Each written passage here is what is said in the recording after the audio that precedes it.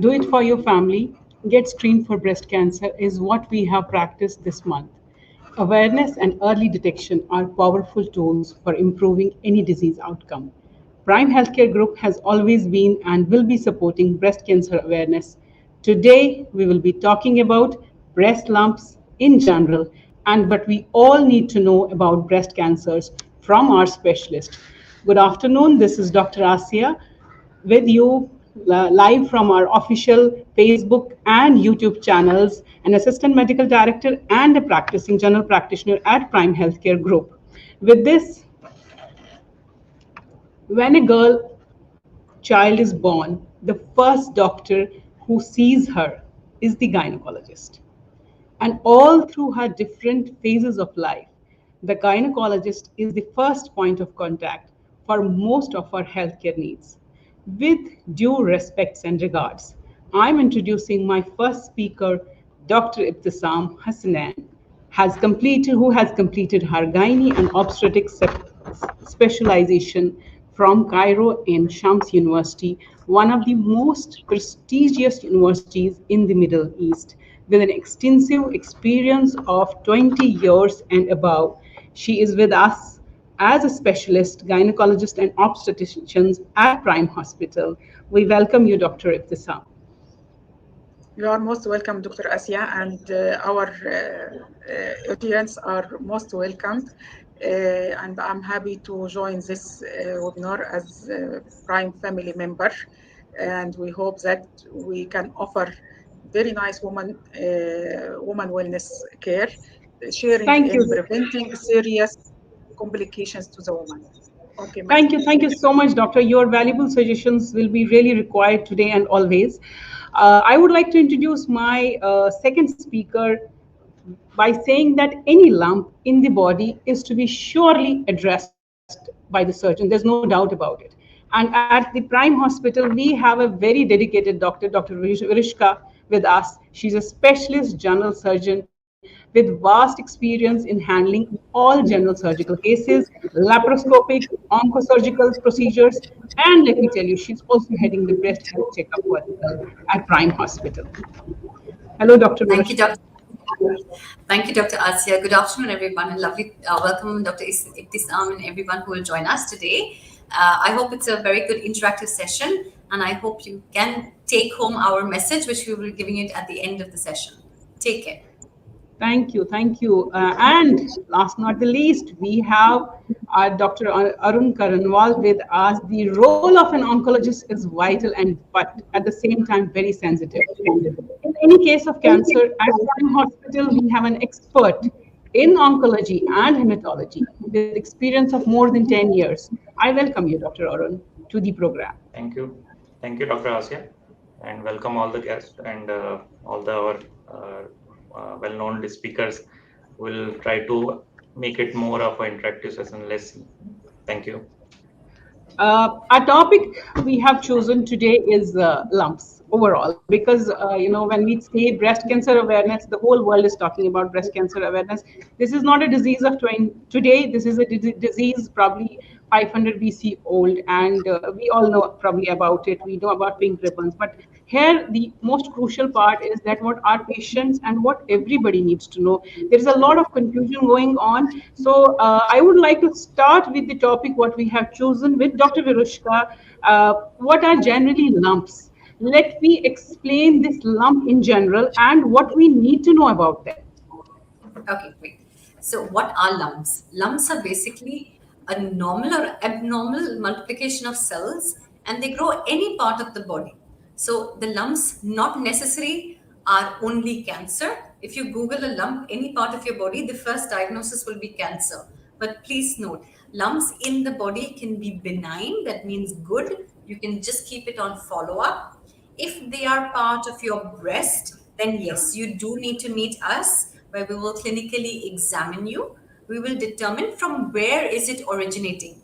Is it originating from the breast itself, or is it eating from the part of the breast, which is also the extended part, which is the armpit? 80 to 85% of the women or men who will come with lumps can also come with breast lumps, even the men. So if they are there, 80 to 85% of these lumps are normally the good lumps, or the lumps where we just have to keep on follow up. Does it mean that this lump will stay static? No, it can change. So there are different types of lumps. We will investigate you, we will do some testing. And if we find out that this lump is safe to keep it on follow up, we will keep it on follow up. Right now, for breast lumps, we are very aggressive.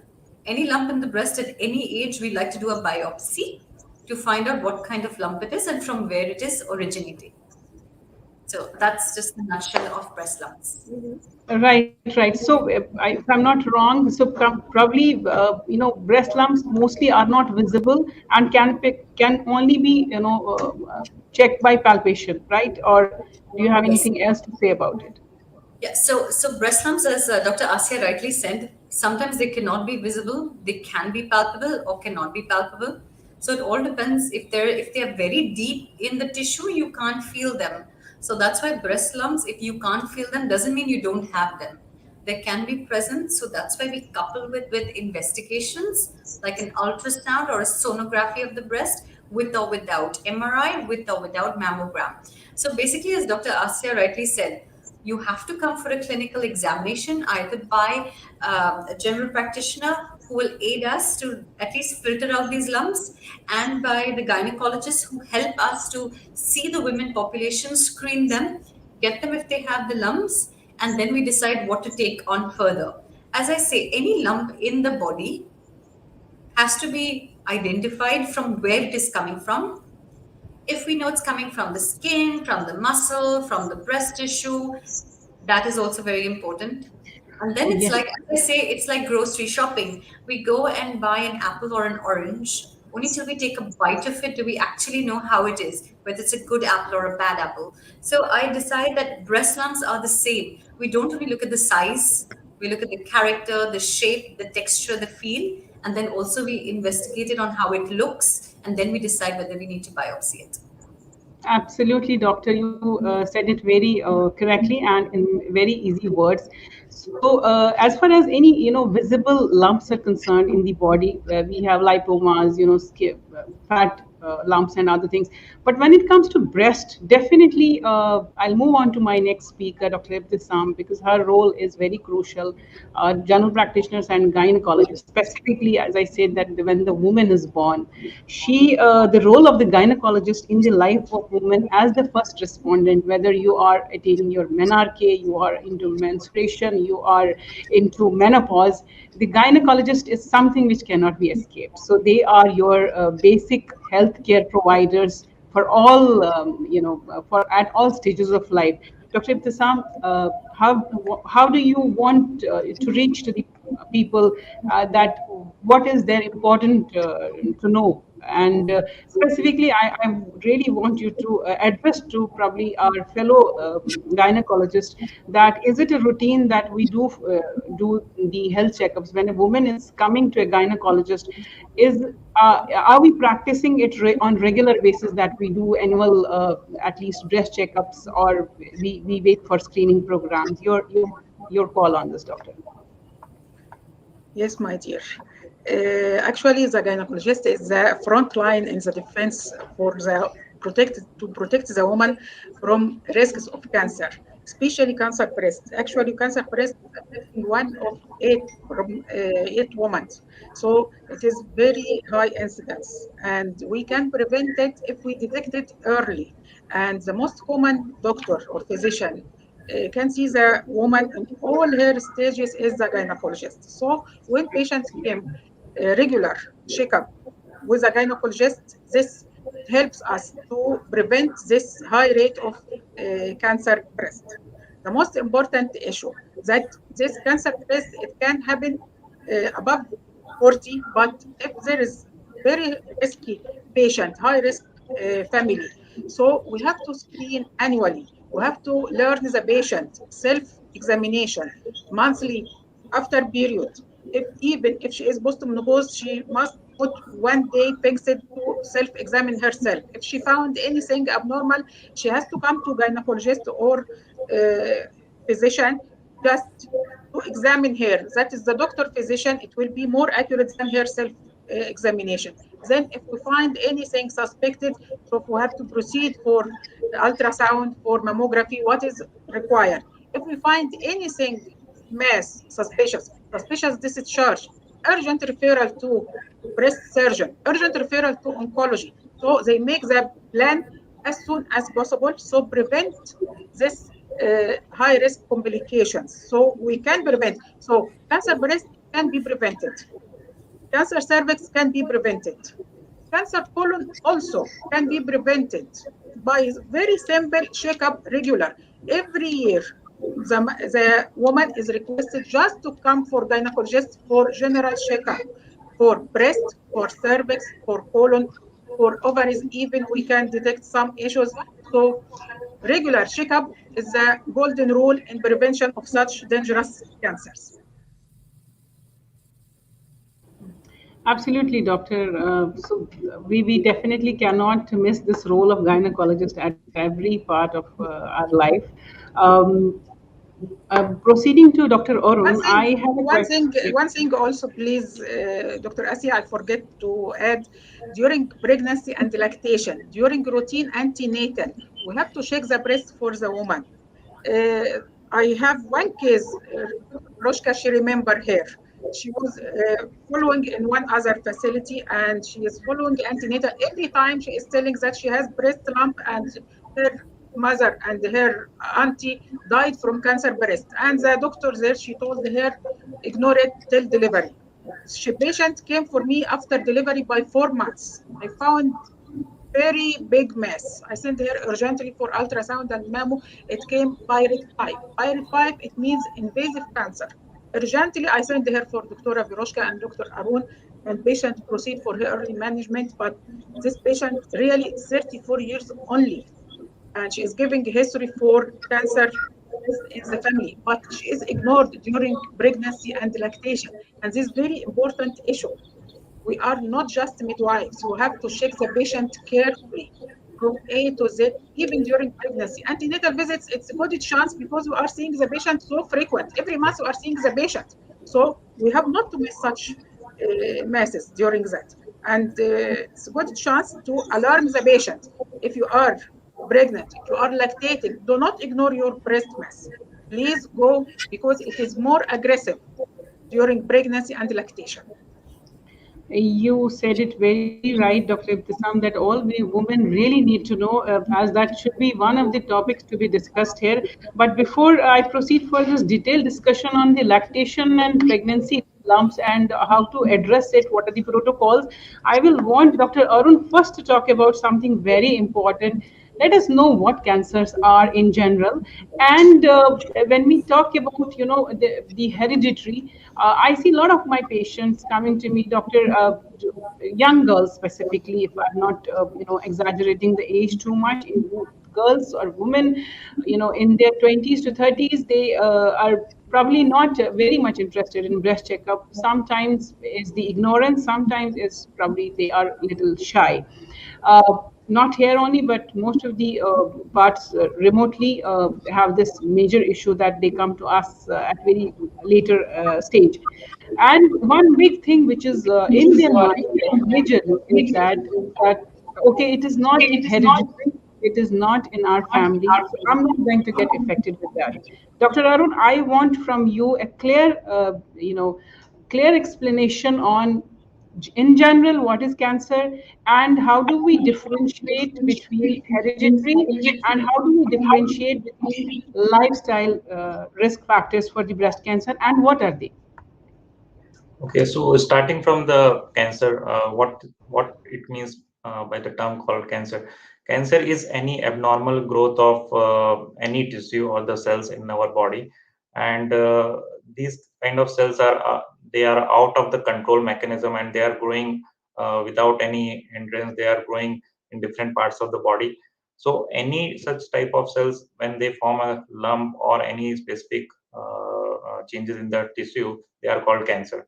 Now, cancer is again very wide term, and there are lots of different categories, subtypes in this group of diseases. In the general, we can divide the cancer in either it is a solid tumor or it is a hematological malignancy or blood cancers. Solid tumors are like breast cancer, colon cancer, or the lung cancer, prostate, pancreas. All those disease comes in the solid tumor group. And another category is the hematological or the blood cells related cancer, particularly like lymphomas, which can be Hodgkin, non-Hodgkin's, blood cancer, or the leukemias, myeloma. So all those categories are slightly different in overall diagnosis and treatment. So basically, it can happen to anybody at any age. There are certain tumors which happen in the very young population, like in the less than 10 years of the population also, and there are certain tumors which are more common in the elderly population. But overall, cancers can develop to anybody at any age of the age of person. There are certain risk factors which we can say that they may increase the risk of getting a particular cancer in the person's lifetime, but they are not cause it the particular reason. Like, risk factors are only important to say that there may be increased chance of getting a cancer, but it does not mean that that person having that risk factor will get a cancer in their lifetime. So most of the tumors, we have certain known risk factors. For the breast cancer also, we have certain risk factors, or the change in our general lifestyle or our family history, which can predict the risk of getting a breast cancer in our lifetime. uh, Again, the risk factors can be divided into two categories. Like, one important category is where we can do some intervention or modify the risk factors so that the risk can be reduced. And another category is that where we cannot do much, basically. So the risk factor where we cannot do much are like our hereditary or genetic risk, which comes from the family history. Again, this is now becoming slightly factor which can be modified, but not completely. But at least we have some intervention against it. We'll discuss later on. Uh, Other risk factors can be like our growing age. Most of the cancers are related to the growing age. Like, more elderly people will have the highest chance of getting a solid tumors or the blood cancers. Our this family history is important. Then there are certain modifiable risk factors where we can do some change. These are particularly related to our lifestyle. Like, our in the last few decades, most of the population is going towards a unhealthy lifestyle, unbalanced diet, less physical activity, going to more exposure to the smoking, alcohol. All these factors are very important to increase the chances of cancer. Like, breast cancer is also related to smoking, alcohol, history of overweight. There are certain factors like which are related to the menstrual cycle of the female, like having a very early age of starting of menses, or very late menopause age. Female who does not have any history of pregnancy, or who has not breastfed her son or the kids, they also have increased risk of getting into breast cancer disease.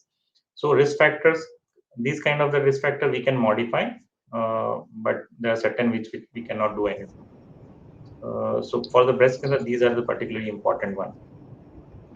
And if we talk about hereditary, I mean, Yeah. what is hereditary, first of So all? And how? hereditary, there's a group of cancer which can be labeled as hereditary cancers, because there may be a chance that the risk of getting a cancer is coming from the family. Like, it is passing from the generation to generation, and it is generally related to a certain change in our DNA. There are certain mutations which are called hereditary cancer mutations, which increase the risk of getting this kind of cancer. uh, Almost all cancer, we have certain percentage of patient who can be having a hereditary risk. Like, in general, we can say around 10 to 20% of the cancer may be related to the hereditary risk. In breast cancer also, in general, we can say almost 15 to 20% of the patient may have an underlying hereditary risk in their disease. And there are different mutations which are well known now, which increase the risk of getting a breast cancer. The most commonly heard name is the BRC or the BRCA mutation. and there are certain other new forms of mutation which are also now proven in the research. All these mutation, if present in certain person, which may have come from the family, like from the father or the paternal side of the uncles or aunt, then these mutations can increase the risks to a significant level for getting the disease.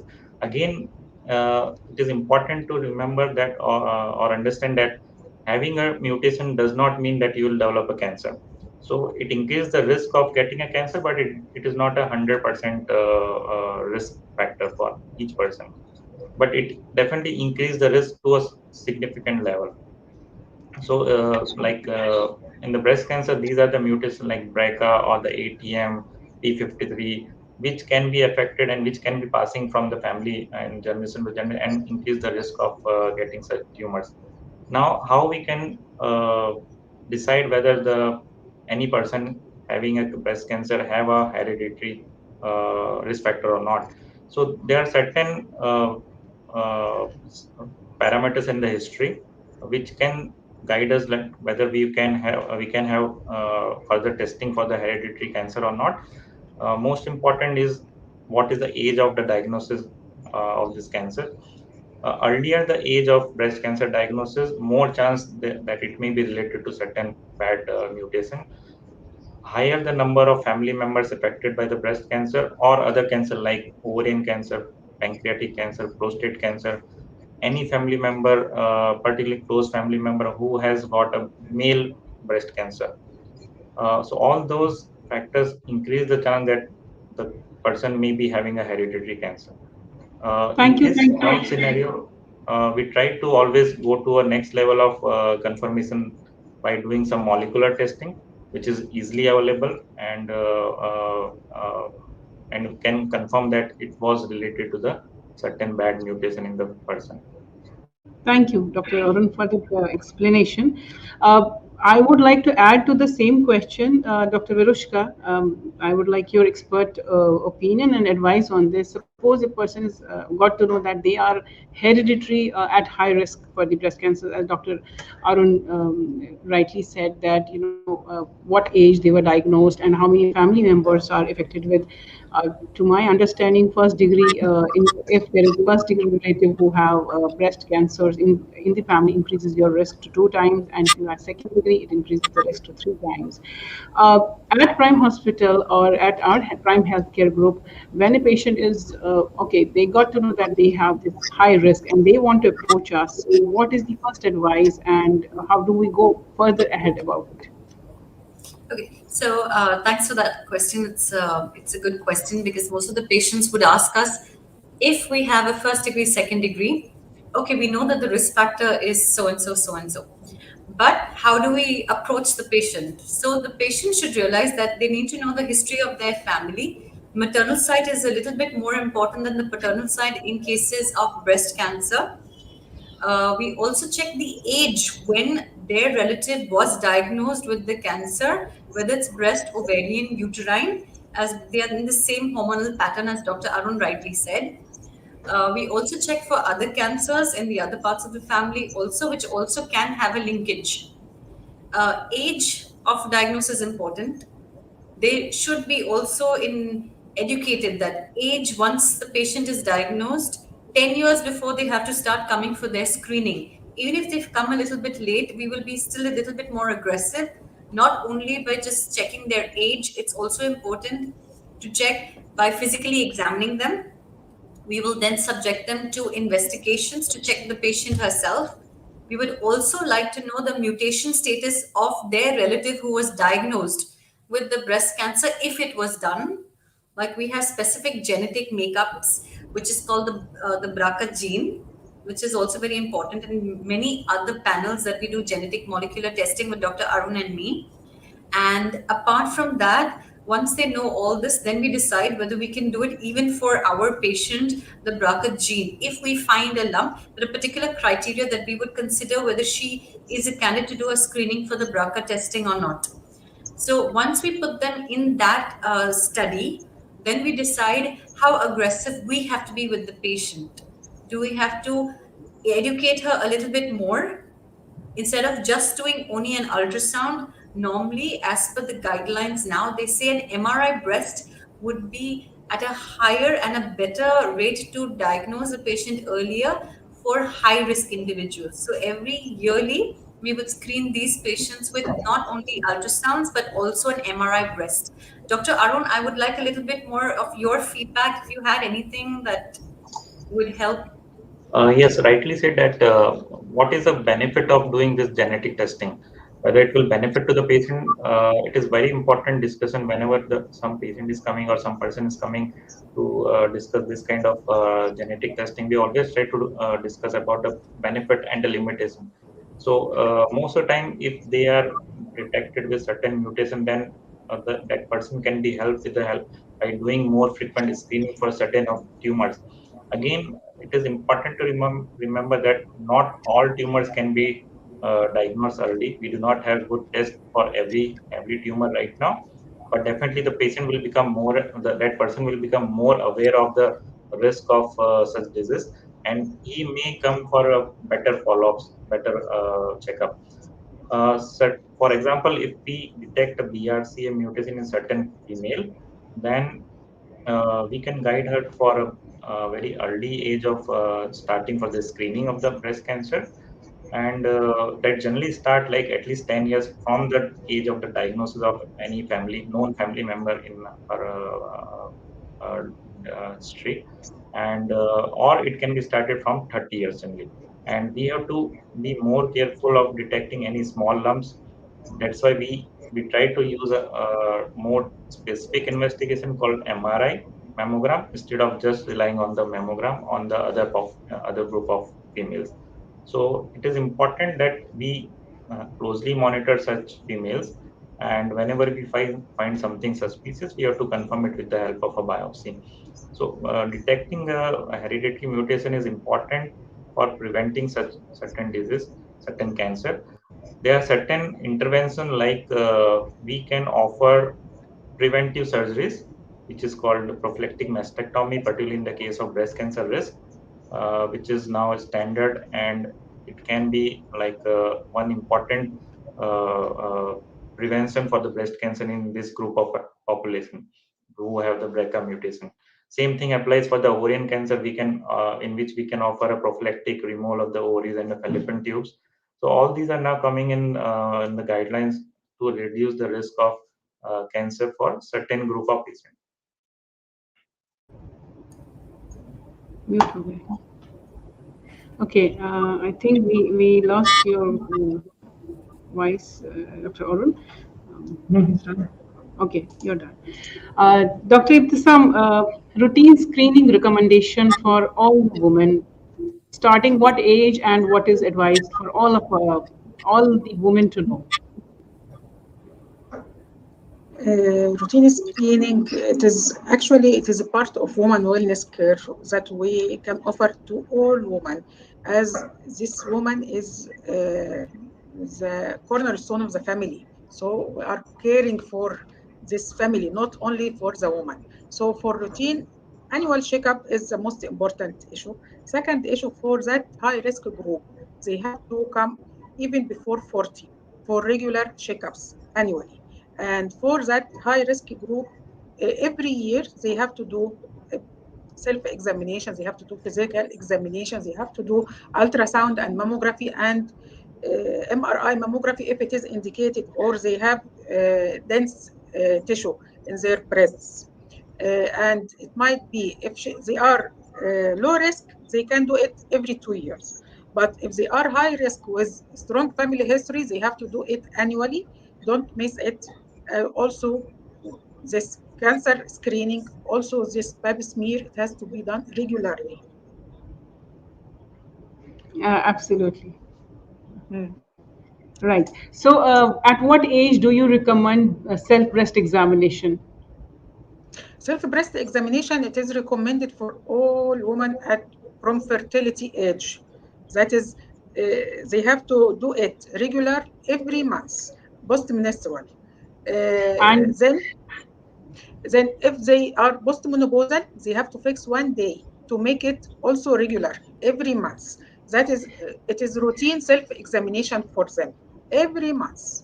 So Right. for physician, it has to be seen regularly, at least 6 months visits for full checkup, then yearly for breast examination, for mammogram, for ultrasound, whatever it is recommended by the doctor.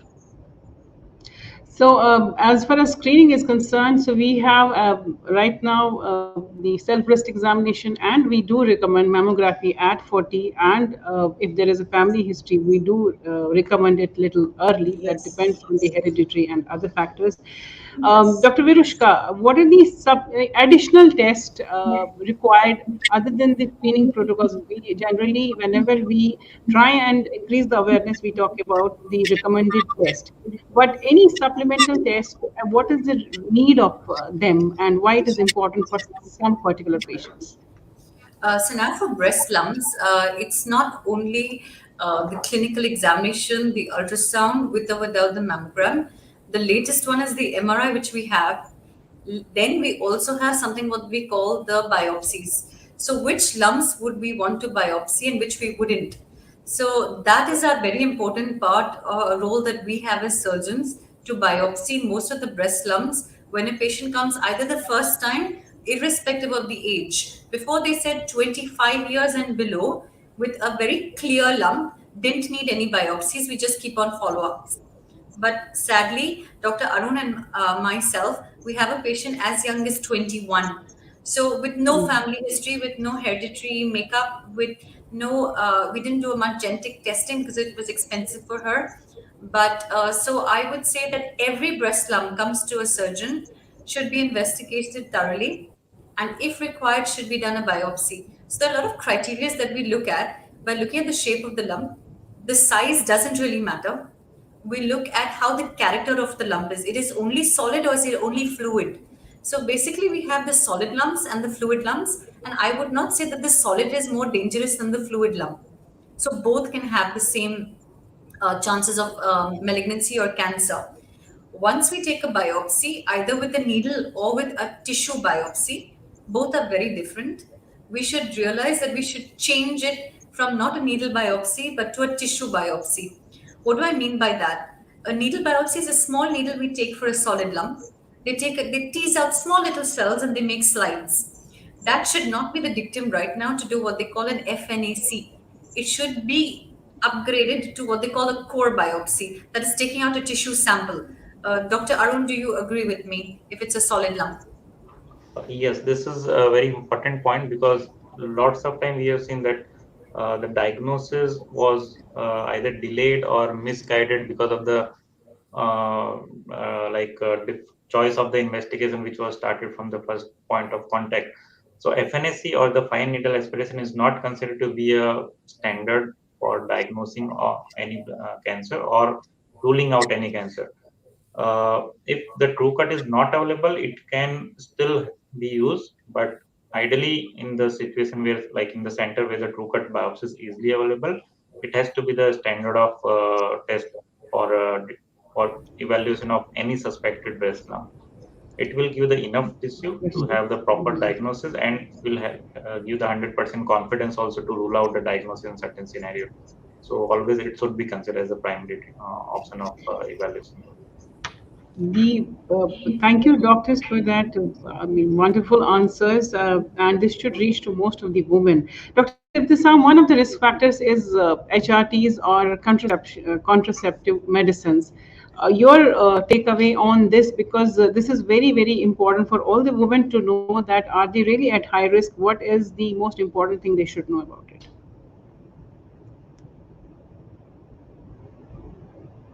Not just simply patients. Sometimes they are asking, I need to take pill, I need to take this method, I need to take this method. We have to go through all her family history. And this very important point has to be clear to gynecologist also, that not simply give hormonal contraception. Patient, before offered contraception, we have to go through all her family members, mother, sister, uncle, auntie, all family members, anyone have this cancer, breast or no. And if there is any suspicion for that, please better to avoid hormonal contraception. There is other non-hormonal contraception, it's better.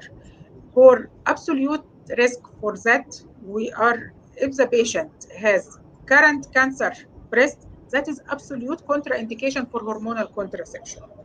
Otherwise, for relative risk, this patient, she have past history of cancer and is already managed, and her family member has cancer breast, and she is anxious about hormonal. We will explain the risk and benefits of this method, and that come through counseling with multidisciplinary team. That we are explaining to the patient your option is so and so and so, and we cannot offer it because of the risk of that. But it is not absolute except if it is patient has current cancer breast, because a lot of patients they are anxious and worried. We don't like for that hormonal because my mother is so, my sister is so.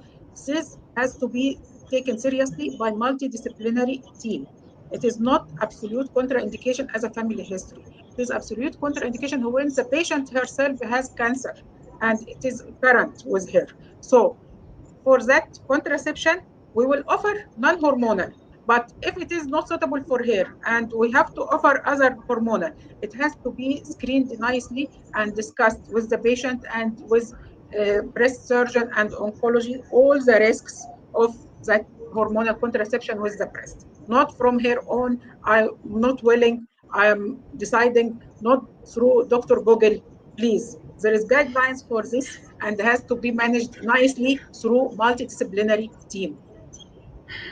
Yes, with this Dr. Google, I recently have one patient who said that, Doctor, isn't it you find it very competitive when Google is there and I can browse easily all my conditions? I said, definitely you can try once, because he had come for annual health checkup, and when his results were really not nice, then I told him back that, okay, you can Google again and look for the treatment. So yes, this is one of the biggest problem in digital era, that people do try and rely on Google, but you No, cannot I'm happy with definitely that, Dr. Google. you cannot really rely on Dr. Google, and definitely we have a very Yes, hard. yes. Absolutely, doctor. I completely agree with you. Dr. Tisam, question to you once again, that since we talk about lactation, ANC visits. So are we, as a gynecologist, we do check, regularly check breast examination is a part of ANC checkup, or if only patient will tell us, then we will do something about it. No, see, my dear, we have to be honest with ourselves. At time of booking, we have to check the patient from hair to nail. Sometimes you found something it's not related to baby. She is not coming for regular antenatal just to see the baby, boy or girl. She is coming for complete checkup. So we have to check for her thyroid. We have to check for her heart. We have to check for her breast. We have to check for her lower limbs, for swelling, for DBT, for all that. It's not just only that you have boy or girl. So full checkup for the patient, especially at time booking. That is that is the first visit. Then afterwards, if you find anything abnormal, then every time check for that. You have to alert the patient also. If you find something and it's good chance for us, please help her assess your breast every time, please, on the visits. If you find anything, any abnormal discharge, any swelling, any abnormal coloration for the breast, please let me know. And also, it's a good chance for me to check all that things. So we have to alert the patient from first visit, and every visit, if we find anything abnormal, we have to document and we have to follow it up. Mastitis is something like the inflammation of the breast during the lactation phase. We have really seen the cases are growing. Dr. Virushka, how do we decide about the treatment, since it's about lactation, it's about the woman, and of course, I'm sure that treatment do changes as well. How do you take care of such cases? So, with the help of our gynecology colleagues, we do get referrals for, especially anytime during the ANC visits, as Dr. Ibtisam rightly said, either for breast lumps, the mastitis that you said, the redness and the pain and the swelling, and also the nipple discharge. So all these we don't take very lightly, saying it's fine once you finish breastfeeding or once you finish your delivery, all this will disappear. It can actually increase. As Dr. Ibtisam said, the lumps in the breast or redness or discharge is a red alert, especially in lactating and pregnant women. As Dr. Ibtisam rightly said, we had a patient which was a very unfortunate incident with her that we co-managed and with Dr. Arun, but it was of course a little late because she was wrongly advised on what to do for breast lumps, told that it will disappear once she starts lactating, and once she finishes lactating again it will disappear. So we lost the patient for at least a year and a half, where of course the size of the lump had changed. Mastitis in the breast has to be taken very carefully. Either they are in the ANC period, the antenatal, or they have just started to breastfeed their babies. If it happens during that point of time, after a clinical examination, we do investigate, especially with an ultrasound, with or without an MRI. If the ultrasound shows it's just only the skin is involved, it's just like a superficial pimple, there's no abscess, there's no lump behind that skin, then we can just give her antibiotics, anti-inflammatory, and then she can continue breastfeeding. We don't tell them to stop breastfeeding if the antibiotic that we give is safe for the woman. We encourage breastfeeding. If the lump is well formed, we then sometimes even then do a biopsy if it is not just an abscess. So again, the character of that lump is very important to me. There's one kind of cancer which develops more frequently in inflamed or red lumps is the inflammation breast cancer, which is very aggressive. So we've had 2 3 patients like that, taken treatment with antibiotics for more than a week, and then again for another week. So for 1 month, the patient was on antibiotics. Of course, the lump never disappeared. So we would highly alert women that if you have a red breast lump, kindly see the physician, then the surgeon, if it doesn't disappear in 5 days of the antibiotic course.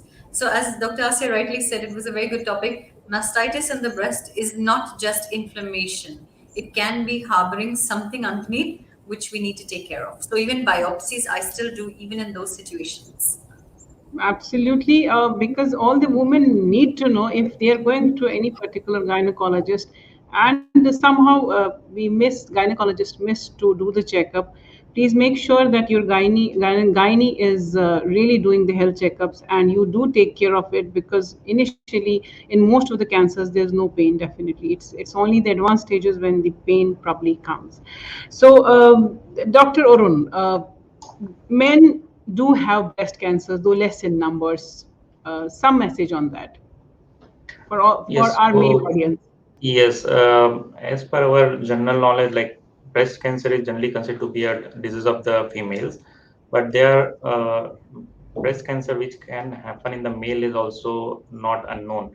So it is definitely rare as compared to the female breast cancer. If we see in the statistic, it is like 0.5 to 1% of the total breast cancer in one of the region will be possibly from the male side. And if you see in the male, particularly, it again is very rare cancer as compared to other possible tumors like the colon, lung, which are and prostate, which are more common.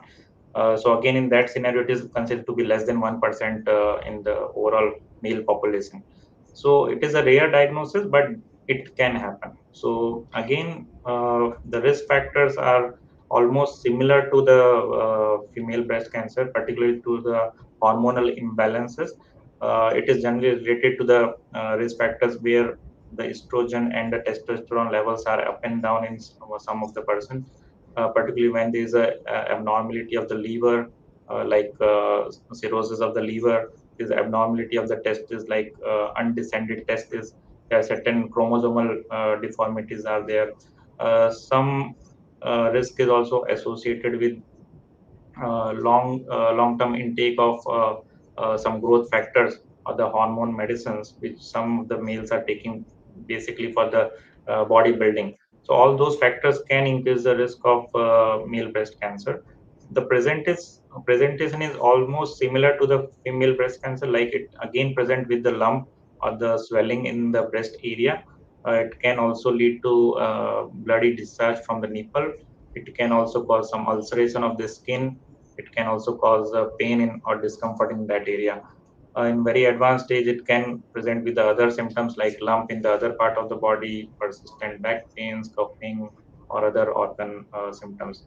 Diagnosis and treatment almost same as the female breast cancer. So diagnosis again require testing with the ultrasound, mammogram, biopsy if needed, and other important CT scans if required for the staging workup. Treatment again, if it is looking to be a early stage, particularly from stage 1 to 3, then it can be cured in very good percentage of the patient. And the treatment relies on the combination of different modalities, including the surgery, sometimes chemotherapy, radiotherapy, and if required, sometimes hormonal therapy also. So it is rare diagnosis, but it can happen, and we'll advise our male audience or the male family members of the current audience that they should not ignore any changes in the breast area. It may be a simple breast collection of the soft tissue of lipomas or other benign things, but we should not miss it, and we should go to the nearest or the easiest available physician who can examine the area and guide the person to for the further testing if required. The important message is that anybody having breast can have breast cancer, irrespective of age, irrespective of the guidelines we have made. It can be even children. I was reading yesterday, only the youngest girl diagnosed so far is 11. I also read that we have lost one 3.5-year girl who was also diagnosed with breast cancer. So age no bar. Definitely there are guidelines. There are some statistics available, but anybody having breast can have breast cancer is an important message to take away from this program.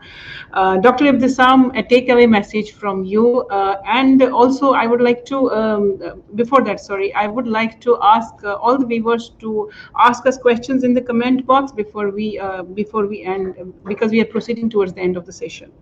So we have already one question from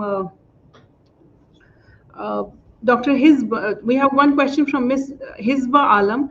She's asking, the COVID vaccine, has COVID vaccine shown any changes in the number of breast cancer cases? Dr. Virishka, probably you can answer this if you know about it. Okay, so of course, as we know, there's limited data, but we had a lot of patients who came post vaccination with lumps in the armpit. Okay, so on the same side, on the opposite side, when they took the vaccination, we had a lot of patients coming with the axillary lumps. So, axillary lumps, they had done ultrasounds and it showed something called Barrett's 4. So, Barrett's 4 means suspicious for malignancy. So, I had around 7 patients right now post vaccination came with axillary lumps, diagnosed on ultrasound as Barrett's 4. I, of course, informed the patient it definitely looks like an inflamed lymph nodal mass, which we just have to wait and watch. We will do a biopsy after 2 weeks, then 3 weeks, and check. So we did follow up these patients, and after 2 months, they disappeared. So they can be wrongly diagnosed that they did have cancer on investigations because they look exactly like malignant lymph nodes. We can't distinguish between inflamed lymph nodes and malignant lumps. So with the biopsy and with just on follow-up, the lumps disappeared. So I would not be able to tell you whether the breast cancer cases increased in COVID or did we pick up more patients who came with lumps in the armpit and we found out incidentally a lump in the breast, which was COVID. Because lockdown period actually increases the cases and they generally come to us very late, so we don't know vice versa what is the reason, whether women were generally came up with lumps, or it's just that after the long period of lockdown they came to us. Dr. Ibtisam, I have Yes, a question. I want to Yeah, please. I want to add just one thing, that currently, whatever the research is there for the COVID vaccine, there's no such risk associated with the vaccine that they will increase the risk of getting into any cancer diagnosis or getting into new cancer development. Uh, these are very safe vaccines, and as per the current guideline, they should be considered as per the risk category. And particularly for the cancer patient, now there are strong data or research that if we are not taking the COVID vaccine, there is a very high risk of getting severe COVID infection, which can lead to very severe complication also. So we are strongly recommending all our oncology patients to take the vaccine as soon as possible. So there's no risk of getting a new cancer after getting a COVID vaccine. It is completely safe overall. Dr. Ibtisam, I have a question from one of my patients. She's asking that why is there a high risk in postmenopausal who have late menopause after 50, 55? What is the reason they're at high risk group?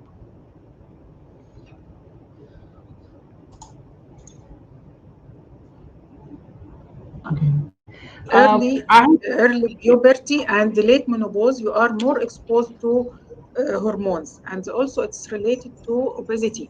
And this, I'm always telling the patient about this obesity factors. Obesity is producing abnormal estrogen, not our regular ovarian estrogen, which is more harmful to the tissues, especially the breast tissue. So it is related to the hormone exposure. It is not related to, it is postmenopausal.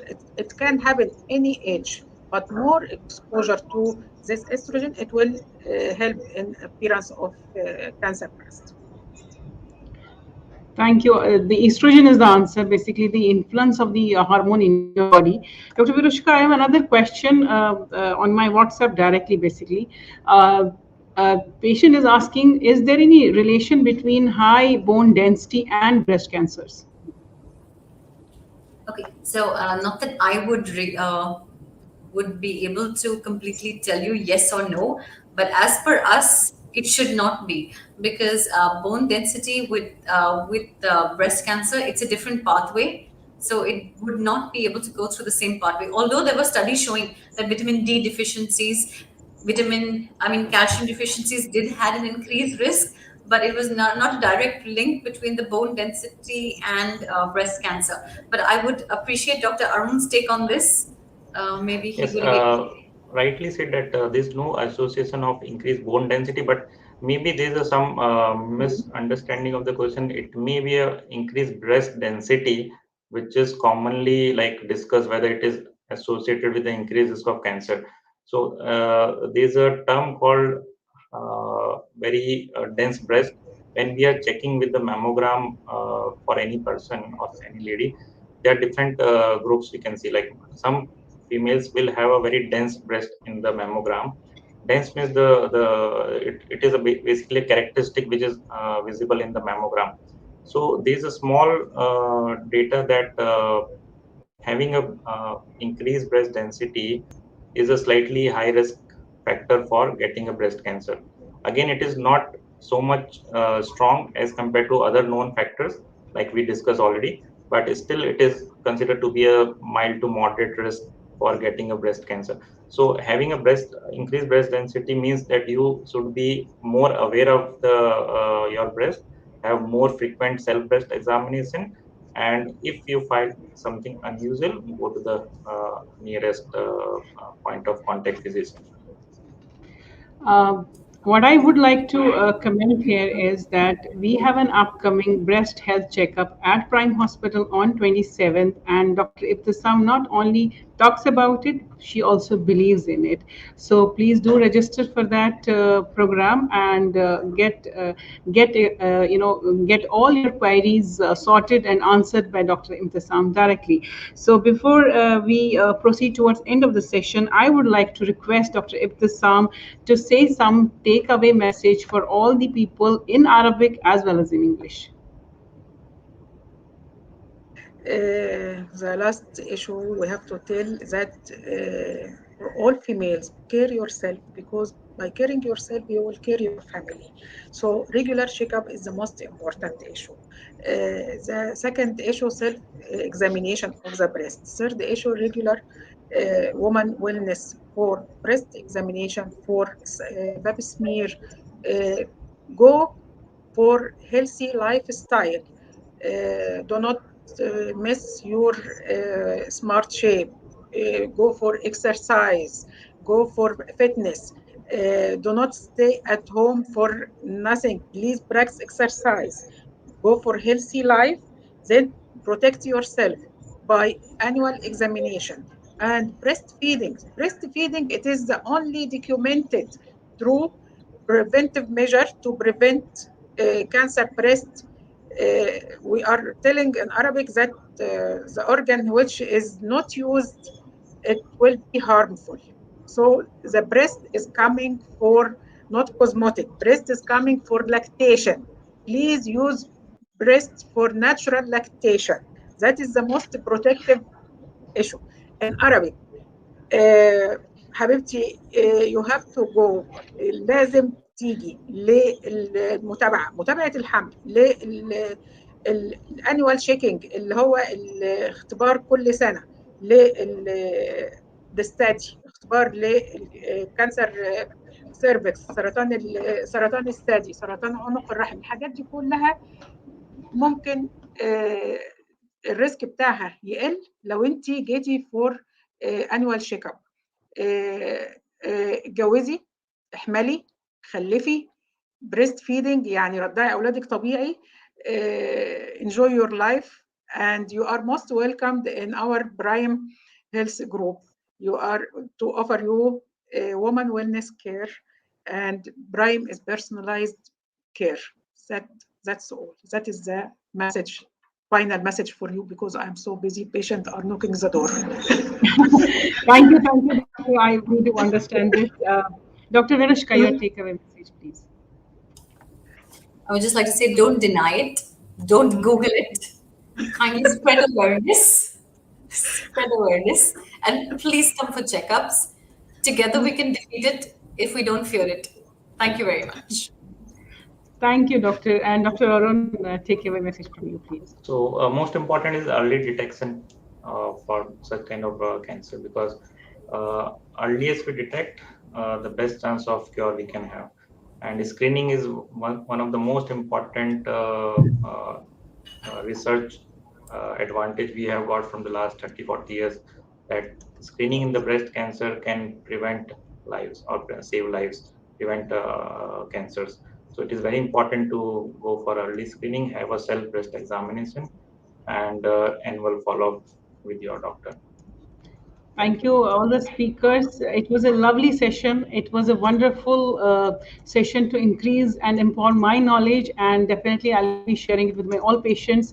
I would like to summarize the whole program, right? Starting from the breast cancer awareness to the lumps, to know the risk factors, what to do with the hereditary causes, and what is the recommendation for self-screening programs, to the breast examination, lactation, mastitis, all that we have covered so far here. I wish you all the very best and good luck and health. We will be coming shortly in some days with other webinar live on our official Facebook and YouTube page. Till then,